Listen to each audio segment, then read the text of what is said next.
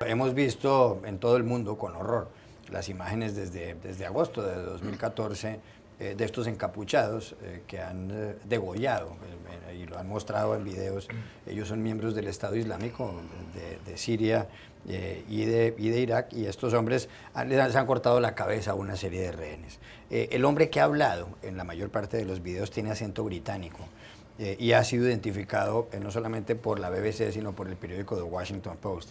Este encapuchado responde al nombre de Mohamed Emwazi, tiene 27 años, nació en Kuwait, se crió en Londres, vivió en lo que se llama West London, en la zona oeste de la capital del Reino Unido, y además estudió programación de computadores en la Universidad de Westminster. Según todas las informaciones, pues fue el hombre que le cortó la cabeza a James Foley y a Steven Sotloff, dos periodistas estadounidenses, también a David Haynes, un británico, entre otros, y a Alan Henning, otro británico, un conductor de taxi. Dice el diario The Washington Post que él viajó a Siria en el año 2012. Eso por una parte, pero por otra parte hay una noticia preocupante en las últimas horas, porque fueron arrestados 3 hombres en Brooklyn, en Nueva York, aquí en Estados Unidos, 2 ucranianos, uno de Kazajistán de 19 años, que estaban en el aeropuerto John F. Kennedy y que estaban tratando, según han sindicado las autoridades norteamericanas, de promover y de ayudar justamente al Estado Islámico. Alguno de ellos quería atentar contra el presidente Obama e incluso llegó a preguntar si él se podía convertir en un mártir, causándole daño físico, posiblemente matando, por supuesto, al presidente de los Estados Unidos. ¿Qué pasa con este fenómeno?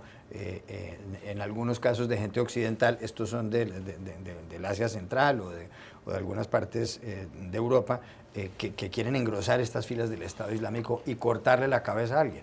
Sí, en el caso de Jihadi John es interesante, viene del oeste de Londres, que es la zona afluente de Londres, hasta puede ser hincha de Chelsea, me imagino. Y tenía una vida que parecía perfectamente normal, iba a la universidad, se estaba por casarse y todo, y algo pasó en este periodo en que fue reclutado para unirse a estos movimientos Al-Shabaab. Al parecer tuvo algún contacto con Al-Shabaab en Somalia, luego un viaje a Tanzania, y luego ahora su aparición en Siria degollando personas. Es un fenómeno altamente complejo. Por ejemplo, vimos que el presidente Obama la semana pasada dio un discurso sobre las raíces del fundamentalismo, del extremismo, en donde señaló particularmente la pobreza y la exclusión social como precondiciones sine qua non del extremismo. Él nunca menciona islámico, pero dice extremismo en general. Sin embargo, vemos que muchos de los perfiles de estos individuos no son perfiles de personas que precisamente nacieron en la miseria o han crecido en la pobreza. Gente de clase media, tal vez que se han sentido excluidos de las sociedades donde han crecido, ya sea por algún tipo de discriminación racial, discriminación religiosa, y por lo tanto se han vuelto contra las sociedades en que han crecido y han empezado a detestar los países en que nacieron o en que se desarrollaron. Se estima que 3.000 ciudadanos occidentales, mayormente de Europa, están en Occidente, están en Siria como tropas de ISIS. Y ahora con esto que está reportándose de estos 3 hombres en Brooklyn que fueron arrestados, uno creo que yo de Kazajstán y sí, los otros que de origen uzbeco, es preocupante porque estamos hablando ya de una zona del mundo que hasta este momento, que es de poblaciones musulmanas, pero que hasta este momento no había estado ausente el fenómeno del radicalismo islámico, pero que tiene las mismas condiciones que en su momento dieron raíz al fundamentalismo islámico en el mundo árabe, que es gobiernos dictatoriales, sí, ausencia de libertades políticas, etcétera, etcétera. Así que ojalá sea un caso aislado, pero bueno, no sería sorprendente entonces que tengamos otros focos de extremismo islámico desatándose en el centro de Asia, que sería muy preocupante. De Uzbekistán y de Kazajistán. Pepe López Zamora. Sí, definitivamente. Yo creo que hay elementos en la historia personal de Emwazi, ¿no?, que fueron también reconstruidos por el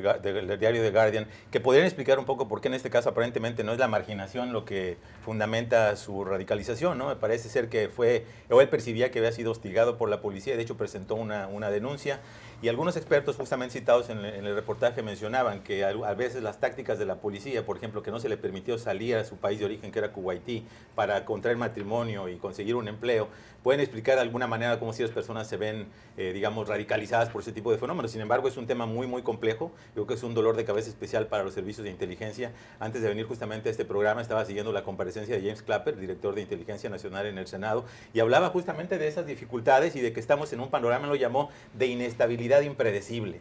Es decir, que hay tantos fenómenos como este, el reclutamiento, desplazamientos de personas, conflictos fronterizos, etcétera, donde que te lo diga el director de Inteligencia Nacional, que tiene un presupuesto de cientos de miles de millones, y le diga y le reconozca al Congreso, no sabemos qué va a pasar. Incluso en los países que ahorita vemos como democracias estables, en el lapso de 2 años podrían estar en una situación totalmente impredecible. Realmente te muestra, ¿no?, la volatilidad que existe en el entorno internacional. Pablo Pardo. Sí, yo creo que por una parte, efectivamente, tratar de aplicar criterios económicos o de exclusión económica al fundamentalismo islámico es un error total. Es decir, el fundamentalista por excelencia, Osama Bin Laden, entre todas las cosas que era, no era pobre. Su sucesor en Al-Qaeda, Ayman al-Zawahiri, es médico, que en Egipto, pues, por ejemplo, es una profesión muy respetada, bueno, y en cualquier parte. Es decir, los terroristas del 11S no eran pobres en absoluto, estaban estudiando en Europa. Con lo cual, en el fundamentalismo islámico verdaderamente ves como que hay un corte tremendo en el mundo musulmán, porque tienes desde gente como Zarqawi, que sí que era un tipo con muy poca educación y muy pobre, gente que ha estado como pequeños delincuentes, hay muchos casos, a gente pues, que son de clase media e incluso de clase alta.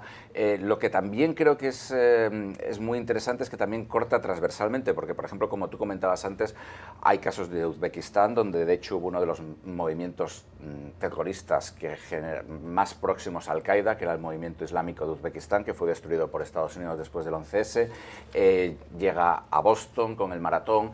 En Minnesota, muchísimos musulmanes de origen somalí se han ido a combatir a Somalia, lo cual, digamos, al principio existía un poco la teoría de que esto solamente pasaba en Europa y no en Estados Unidos. Cosa con la cual yo creo que los estadounidenses se engañaban a sí mismos, porque el cerebro del 11S, Khalid Sheikh Mohammed, estudió ingeniería industrial en Carolina del Norte y parece que no aprendió a amar a Estados Unidos. Ahora mismo, digamos que ya es una cuestión verdaderamente muy complicada, porque ya no cabe pensar solamente en gente rica, gente pobre, gente de un determinado origen.